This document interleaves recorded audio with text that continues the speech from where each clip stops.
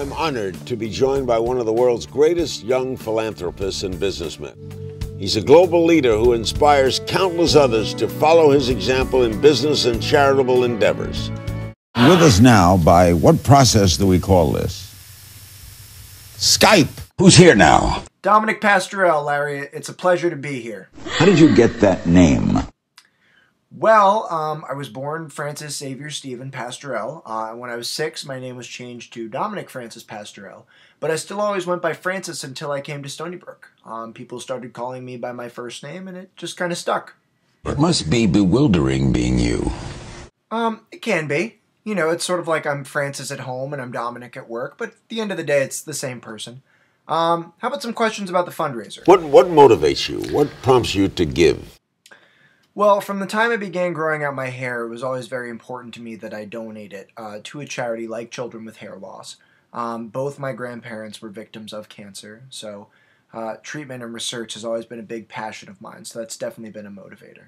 How did it start? What was your first thing you did? Well, step 1 was definitely growing out the hair, and that was a long step. But I would say step 2 for me was setting up my youcaring.org page, which is youcaring.org/bald for kids. But there's a lot more steps to go. I've got a lot of great fundraisers as part of the overall fundraiser. On April 9th, if you go to the Panera in Lake Grove by the Smith Haven Mall, 20% of what you order that day will be donated to my charity. If you attend my happy hour from 9 to 11 at Turtle Bay on April 11th, you can pay $10 for half-price drinks, and that gets you half-price drinks all night with that wristband. So each wristband's $10, and every cent of that $10 goes to this fundraiser. So that's going to be a great night, and we hope you all come out. And of course, there's always throughout any fundraiser I run the Dominic Dares and the Francis Feats. So if you dare me to do something and put some money on the line, I'll do it for charity. Is there any area you would not go to?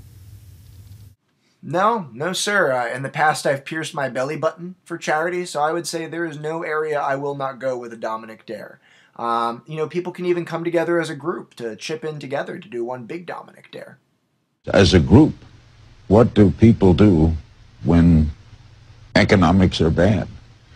It really doesn't take a lot of money to make a difference in this fundraiser. I have about 1,400 Facebook friends, so if each one of them donated $1.50, we'd hit $2,000 in no time. So every little bit counts. Now, what do you do when it doesn't happen, when the goal isn't met? Well, I'd hate to think that we won't make the goal, but no matter what, the money does go to charity. Whether that money is the full $2,000 or $500 or $300, you know, that remains to be seen. Are you putting yourself in the same class like as Martin Luther King? No. No, I would not say that. I don't even know what you mean by that. Respond, communist little jerk. It's a little out of line, Larry. That's a fair call. You are a communist little jerk. You know what? I don't have to take this from you. You're not even on television anymore. You know what? This interview's over.